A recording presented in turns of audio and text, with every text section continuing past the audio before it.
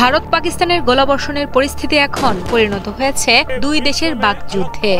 পাঁচটি যুদ্ধবিমান হারিয়ে যখন মরিয়া অবস্থায় মোদী সরকার, ঠিক সেই সময় যেন আবারও আগুনে ঘি ঢাললেন পাকিস্তানের প্রধানমন্ত্রী শাহবাজ শরীফ। হুঙ্কার দিয়ে তিনি বলেন, ভারতের মিথ্যা আধিপত্য ভেঙে চুরমার করে দিয়েছে এবং এশিয়ার এই অঞ্চলের সব রাষ্ট্রের অধিকারী যেন সমান, সেটা খুব ভালো করে বুঝিয়ে দিয়েছে পাকিস্তানের সশস্ত্র বাহিনী।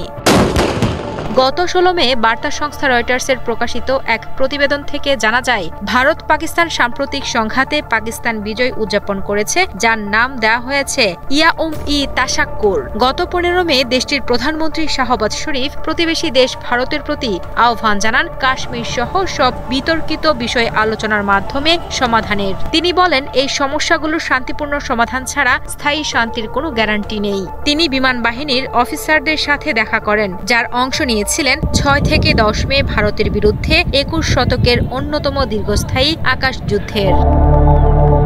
প্রধানমন্ত্রী শরীফ গর্ব করে বলেন, তিনি জাতিকে জানাতে চান যে পাকিস্তানি পাইলটরা 5টি নয় বরং 6টি ভারতীয় যুদ্ধবিমান ভূপাতিত করেছেন, যার মধ্যে রয়েছে 3টি রাফাল জেট। তারা গড়েছেন ইতিহাস, যে ইতিহাস মনে রাখবে বন্ধু শত্রু সবাই।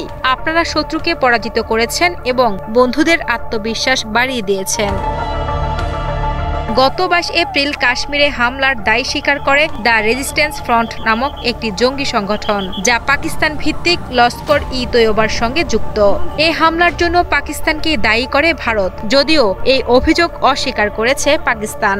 এই হামলার প্রতিক্রিয়ায় ভারত সরকার পাকিস্তানের কূটনৈতিকদের বহিষ্কার করে এবং স্থগিত করে সিন্ধু পানি চুক্তি। থেমে থাকেননি পাকিস্তানও। পাল্টা ব্যবস্থা হিসেবে তারাও স্থগিত করে সিমলা চুক্তি এবং বন্ধ করে দেয় বাণিজ্য ও আকাশপথ।